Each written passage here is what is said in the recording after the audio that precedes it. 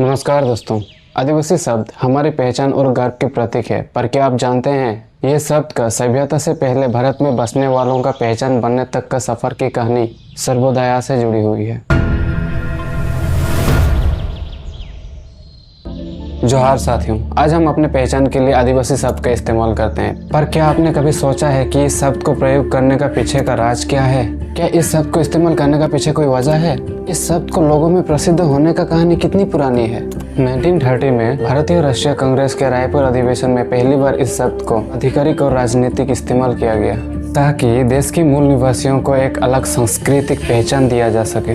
महात्मा गांधी ने भी अपनी किताब कंस्ट्रक्टिव प्रोग्राम में यह लिखा है कि ये शब्द को ठक्कर बापा ने गढ़ा था, जिस किताब को लिखा गया था 1941 में, पर कुछ संशोधन के बाद इसे दोबारा 1946 में पब्लिश किया गया था। इससे यह साबित होता है कि वीर बिरसा मुंडा के समय में आदिवासी जैसे कोई शब्द नहीं था। बिरसा मुंडा भी अपना पहचान को सिर्फ मुंडा के नाम से ही देता था। 1940 के बाद बेरियर एल्विन जैसे मानव शास्त्री और जवाहरलाल नेहरू जैसे नेताओं ने इसे अपनाया और धीरे धीरे ये एक सिर्फ नाम नहीं बल्कि हमारी पहचान और गर्व की प्रतीक बन गया। प्रसिद्ध मानव शास्त्री बेरियर एल्विन ने ब्रिटिश इंडिया और स्वतंत्र भारत में आदिवासी समुदाय के संरक्षण और अध्ययन में इस शब्द का बड़े स्तर पर प्रयोग किया।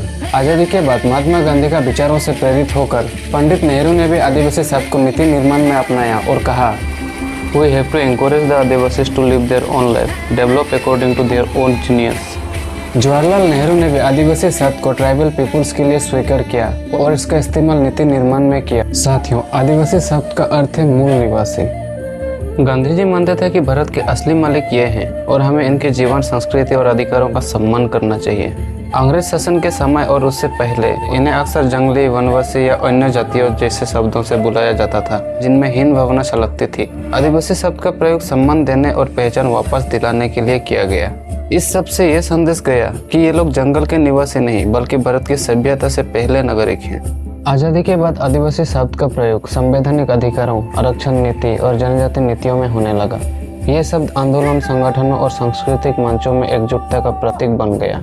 इसी की वजह से यह समाज अपने हक और सम्मान के लिए एक नाम के तहत संगठित हो सका और वही नाम है आदिवासी। आदिवासी शब्द सिर्फ एक पहचान का नाम नहीं बल्कि सम्मान, अधिकार और संघर्ष की चाबी है। इसे अपनाकर आदिवासी समाज ने खुद को नीचा दिखाने वाले पुराने शब्दों से आजादी पाई और अपना जड़ों को सार्वजनिक रूप से स्वीकार किया। महात्मा गांधी, ठक्कर बापा, जवाहरलाल नेहरू, बेरियर एल्विन जैसे महान लोग आदिवासी शब्द को बढ़ावा दिया ताकि आदिवासी समाज को वनवासी या अन्य जातियों जैसे नामों से, जिससे हीन भावना छलकती थी, छुटकारा पा सके। पर आज के समाज में भी आदिवासियों का पहचान के लिए वनवासी जैसे शब्द का इस्तेमाल होता है। अफसोस की बात है, जिस शब्द को कुछ महान शख्सों का कोशिश से पीछे छोड़ दिया गया था, आज फिर से उसी शब्द का इस्तेमाल करने वाले क्या महात्मा गांधी का विचारों का गलत साबित नहीं कर रहे हैं? क्या वे ठक्कर बापा का अपमान नहीं कर रहे हैं? एक तरफ आदिवासी, जिसका मतलब है पहले निवासी, यानी कि वो लोग जो सर्वप्रथम इस देश में बसे, और वहीं दूसरी तरफ है वनवासी, जिसका मतलब है वन में रहने वाले।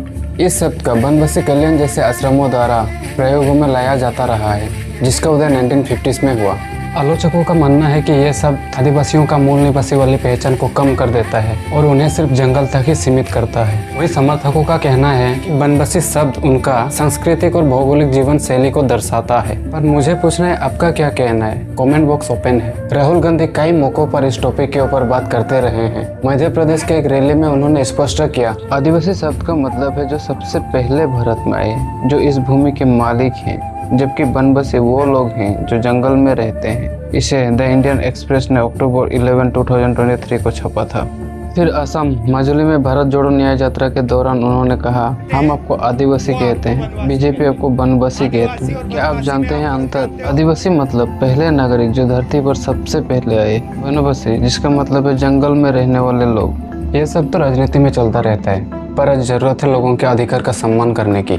समय है वनवासी जैसे शब्द को पीछे छोड़ के सम्मान देने वाला शब्द आदिवासी को अपनाने की। उन्होंने केरल में भी इन दोनों शब्दों को लेकर कुछ ऐसे ही कहा था। पर यह सब आर्ग्यूमेंट्स का कोई खास रंग नहीं देखता जब तक व्यवस्था आपको आदिवासी ना कहे। जी हाँ, आदिवासियों का वर्गीकरण संविधान में अनुसूचित जनजातियों के रूप में होता है और सब वनवासी आदिवासी संविधान में नहीं है। NCST चेयरपर्सन ने कहा कि इन शब्दों पर बहस करना व्यर्थ है क्योंकि मंत्रालय केवल अनुसूचित जनजाति का ही उपयोग करता है। अगर ये दोनों शब्द संविधान में नहीं है तो समुदाय ने जिसको अपनाया आदिवासी, उसी नाम को उनका पहचान के लिए अपनाने में क्या अफसोस है। हाँ, मैं मानता हूँ कि आज इन शब्दों पर बहस करना व्यर्थ है, पर अगर लोग इसे अपना ले तो शब्द आदिवासी को संविधान में भी शामिल किया जा सकता है। जैसे 42वें संशोधन में समाजवादी और धर्मनिरपेक्ष शब्द प्रियम्बल में जोड़े गए थे, और ये शब्द का बहस तब व्यर्थ नहीं रहेगा। पर इससे मेरा ये मतलब नहीं है कि संविधान का शब्द बदल दी जाए। मैं तो बस ये कह रहा हूँ, जो खुद को आदिवासी कहते हैं उन्हें उटपटांग नाम ना दिया जाए। ध्यान दीजिए, आदिवासी शब्द ब्रिटिश काल के अंत में ज्यादा प्रचलित में आया। इससे पहले आदिवासियों के लिए अलग अलग क्षेत्रीय शब्द इस्तेमाल होते थे। बैरियर एल्विन आदिवासी शब्द को सम्मानजनक और सांस्कृतिक पहचान मानते थे। रामचंद्र गुहा और टी अप्पासामी के अनुसार आदिवासी शब्द स्वतंत्र भारत के लोकतांत्रिक पहचान का अभिन्न हिस्सा बन गया। रामचंद्र गुहा ने अपने एक निबंध में ये तर्क प्रस्तुत किया है। लिखा है, adivasis as a whole have gained least and lost most from 6 decades of democracy and development in India.